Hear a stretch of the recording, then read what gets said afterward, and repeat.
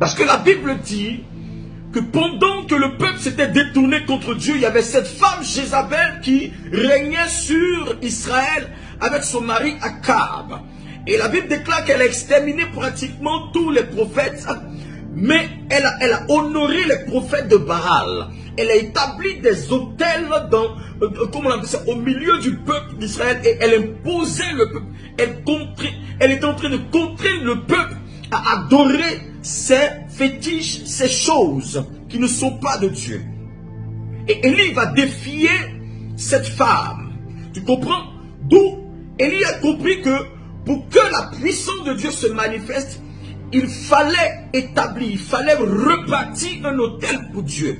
Parce que l'autel est le centre de rencontre des esprits. L'autel est le lieu où les esprits se rencontrent. C'est l'endroit où les esprits montent et descendent. Tu comprends? Tu comprends ce que je suis en train de te dire ce soir? Un hôtel que tu bâtis, l'hôtel est la piste d'atterrissage, est l'endroit où les esprits viennent.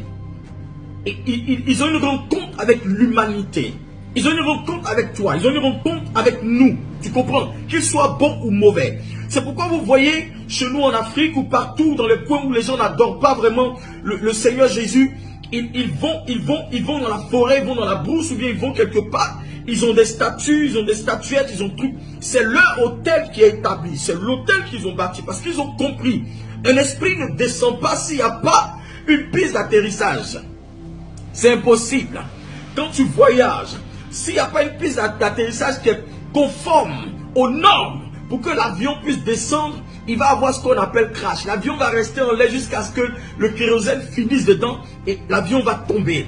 Donc tu comprends que si un esprit doit arriver chez toi, si un esprit doit descendre dans ta maison, qu'il soit bon ou mauvais, c'est qu'il y a quelque chose qui a attiré cet esprit chez toi. C'est qu'il y a une invocation qui a attiré cet esprit chez toi. Il y a quelqu'un qui a demandé à ce que cet esprit vienne chez toi. Il y a eu ce qu'on appelle une autorisation divine, une autorisation spirituelle, pardon.